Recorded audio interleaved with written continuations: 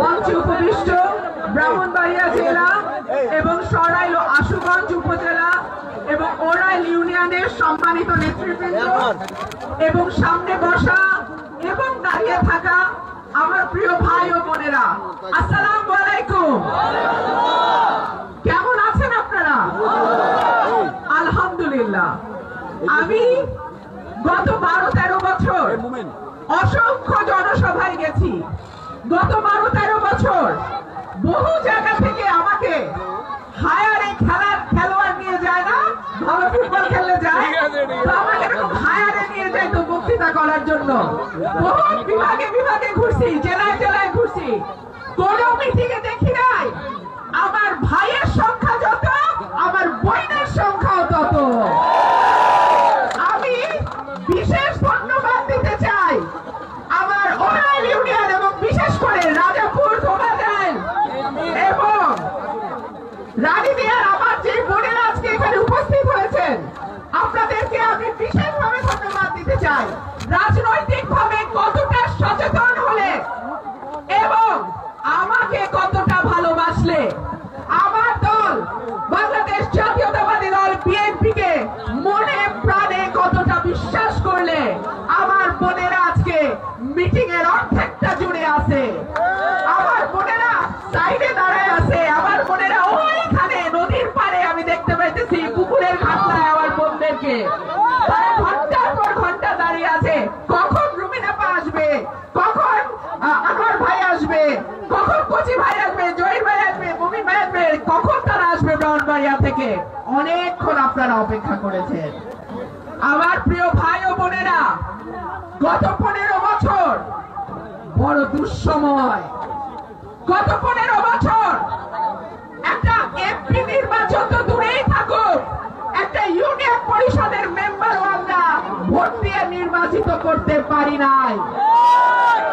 গত 15 বছর ঘটনাই ঘটে নাই, মামলার আসামি হয়ে গেছে 200 জন 500 জন, ঠিক কি ঠিক না?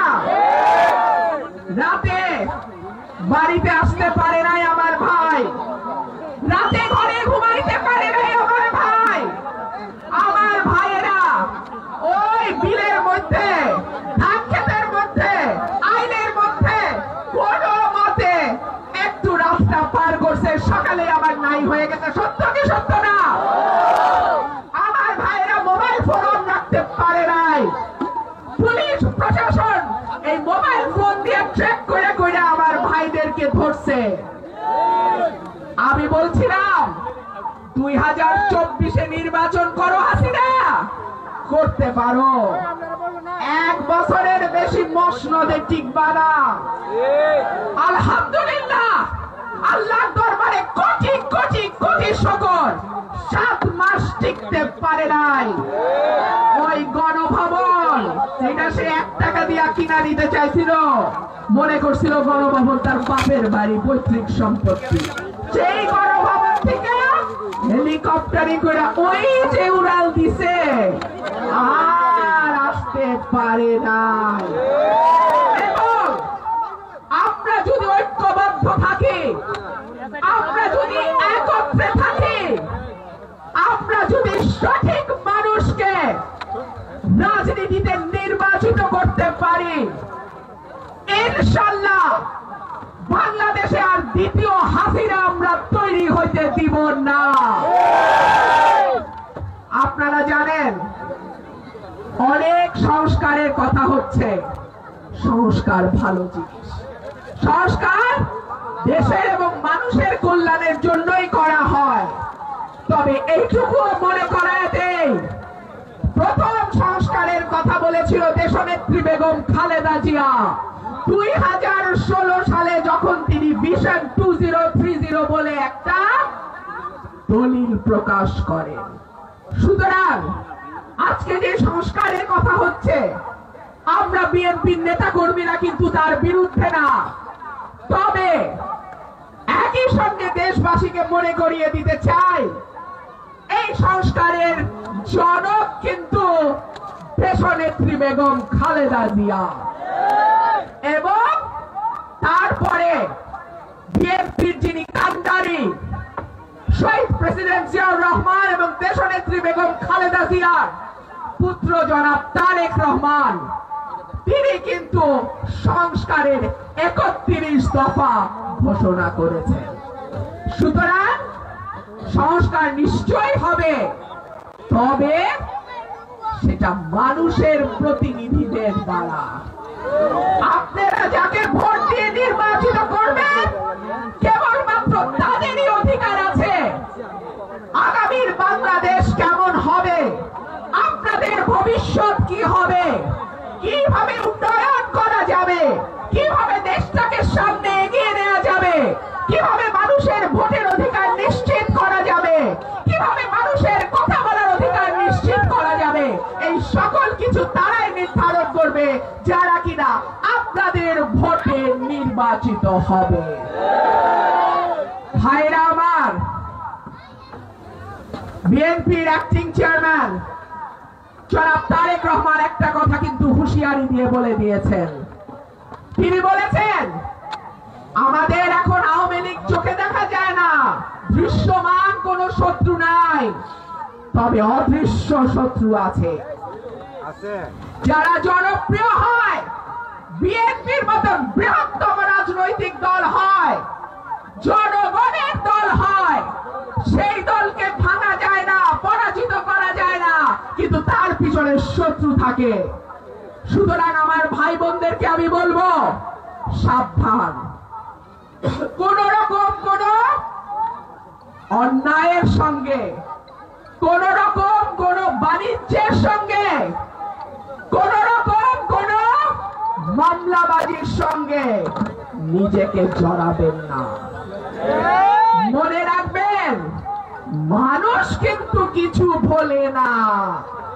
আজকে মানুষকে 1 হাত পানির তলে ফেলবেন, কালকে মানুষ আপনার 100 হাত পানির তলে নিয়ে যাবে। মনে রাখবেন, বিএনপি কিন্তু এখনো ক্ষমতায় আসে নাই। আমার ভাই বলছে, কথা বলার সময় চোখ যেন মাটির দিকে থাকে। মানুষের মন জয় করবেন, মানুষের ভালোবাসা নেবেন। আপনারা যে আমার কাছে আজকে এত মানুষ জড়ো হয়েছেন, একটা টাকার চকলেট নিয়ে আপনাকে আমি দিতে পারি নাই, কিন্তু মনের টান, ভালোবাসা, এবং আপনারা বিশ্বাস করেন যে আমি যদি নির্বাচিত হই, ইনশাআল্লাহ আপনাদের দাবি দেওয়াগুলো আমি পূরণ করব। সেই কারণেই তো আজকে আপনারা আসছেন, তাই না? সুতরাং নিজ নিজ এলাকায় আপনি রুমিন ফারহানা, নিজ নিজ এলাকায় নিজের বাড়িতে আপনি বিএনপি, এইভাবে আচরণ করবেন যেন মানুষ ভালোবাসার টানে বারবার আপনার কাছে ছুটে আসে। ভাইরা আমার, 2018 সাল আমি সংরক্ষিত নারী আসনে এমপি নির্বাচিত হলাম। দল একটা মাত্র মহিলা আসন পাইছিল। আমি দলের কাছে কৃতজ্ঞ, সেই একটা মাত্র আসনে দল আমাকে মনোনীত করেছে এবং আমার যতটুকু সাধ্যে কুলায় আমি আল্লাহকে হাজির নাজির জেনে বলতে পারি, আমার যতটুকু সাধ্যে কুলায় আমি কিন্তু আমার দলকে, আমার দলের সমর্থককে, আমার দলের ভোটারকে, আমার এলাকার মানুষকে শতগুণ ফিরিয়ে দেওয়ার চেষ্টা করেছি। আমি বিরোধী দল করি, 300 এমপি আমারে দেখলে রেগে উঠে, খেপে উঠে, দেখছেন না কেমন করে সংসদে? তারপরেও আমি দৌড়ায় দৌড়ায় হাইটা ডিও লেটার দিছি, ওরাইল থেকে এই ইয়ে পর্যন্ত, সরাইল থেকে ওরাইল পর্যন্ত, যাতে সড়কটা পাকা করা হয়, এবং সেটার কাজ শুরু হয়ে গেছে। 18 কোটি টাকার টেন্ডার দিয়ে দেওয়া হয়েছে। এত সহজ ছিল না ভাই, আমরা সকলেই দৌড়ের উপর রাখতো, নির্বাচিত এমপিও ছিল আপনাদের, কাম কিন্তু হয় নাই।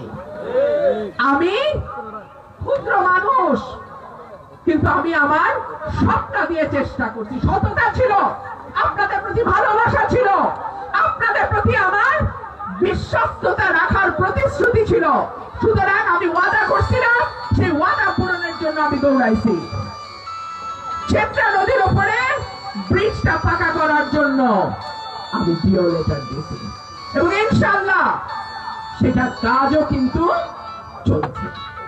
আমি যদি আপনাদের ভোটে, আবারও বলি, আমি যদি আপনাদের ভোটে, আপনাদের সমর্থনে, আপনাদের ভালোবাসায় আরেকবার এমপি হওয়ার সুযোগ পাই, এইবার নির্বাচিত এমপি হওয়ার সুযোগ পাই, ইনশাআল্লাহ আমি রাজাপুরের ঈদগাহ হতে ওরাইল বাজার পর্যন্ত পাকা করে দেব এবং এমন ভাবে তৈরি করে দেব যাতে আগামী 50 বছরেও কারো কাছে আপনাদের আর যেতে না। আমি রাজাপুর থেকে রানীদিয়া পর্যন্ত রাস্তা পাকা করে দেব, সেই প্রতিশ্রুতি আপনাদের আজকে দিয়ে গেলাম। আমি ওয়াদা করলাম রাজাপুর দুবাজাইল হয়ে ধামাউড়া থেকে ওরাইল পর্যন্ত রাস্তা পাকা করব যাতে আপনাদের এলাকাবাসীর কষ্ট লাঘব হয় এবং কিশোরগঞ্জের ধারে যেন আপনাদের বারবার হাত পাততে না হয়। আমি ব্রাহ্মণবাড়িয়ার সন্তান, আমি ওয়াদা দিচ্ছি অন্য কোন জেলার কাছে, উপজেলার কাছে আপনাদের হাত পাততে হবে না ইনশাআল্লাহ। আমি ওরাইল ব্রিজ সহ রানীদিয়া কাকুরিয়া হয়ে রাজাপুর লঞ্চঘাট পর্যন্ত ইনশাআল্লাহ আমি রাস্তা পাকা করে দেব এবং একটা ভালো স্কুলের কথা, এমপিওভুক্ত স্কুলের কথা আপনারা বলছিলেন। আমি বিশ্বাস করি আজকে যে শিশু আগামী দিনে সে বাংলাদেশ তৈরি করবে।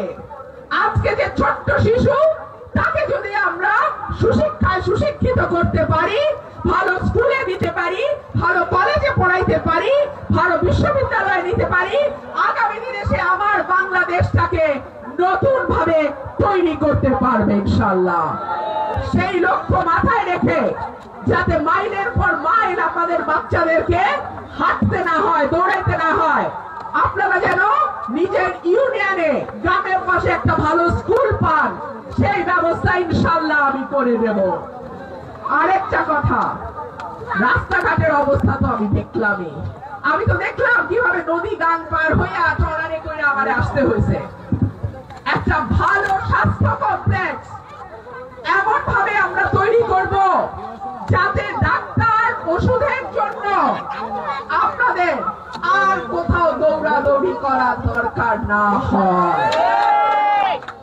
আমার যে যুবক ভাইরা আছে তাদের কর্মসংস্থান, তারা যেন ওরাইলের মাটিতে বসে, তারা যেন রাজাপুরে থেকে, দোবাজাইলে থেকে তাদের জীবিকা নির্বাহ করতে পারে, আয় করতে পারে, রোজগার করতে পারে, ঘরে বসে রোজগার করতে পারে।